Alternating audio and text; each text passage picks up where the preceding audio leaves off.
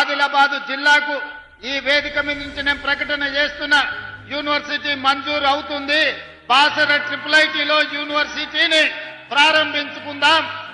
ఆదిలాబాదు రైతాంగానికి నీళ్లు ఇవ్వాలి అంటే తుమ్మిడిహెట్టి దగ్గర ప్రాణహిత చేవెళ్ల ప్రాజెక్టును కట్టాల్సిందే, కట్టి తీరవలసిందే.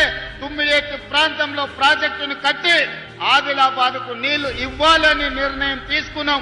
ఎర్ర బస్సు రాని ఈ ప్రాంతానికి ఎయిర్ బస్సు తీసుకొచ్చి విమానాలను తీసుకొచ్చే బాధ్యత మన ప్రభుత్వం తీసుకుంటుంది.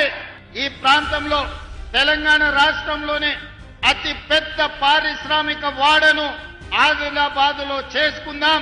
ఈ దేశంలో ఉండే ప్రతి పరిశ్రమను ఆదిలాబాద్ జిల్లాకు తీసుకొచ్చి ఇక్కడి నిరుద్యోగ యువతకు ఉద్యోగ ఉపాధి అవకాశాలు కల్పిద్దాం.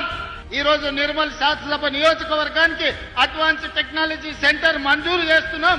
మీ దగ్గర ఉన్న యువకులు అందులో పని నేర్చుకొని నైపుణ్యాన్ని పెంపొందించుకొని ఉద్యోగ ఉపాధి అవకాశాలు తెచ్చుకోండి. తప్పకుండా నాగోబా జాతరకి 22 కోట్ల రూపాయలు మంజూరు చేసి అభివృద్ధి చేస్తాం.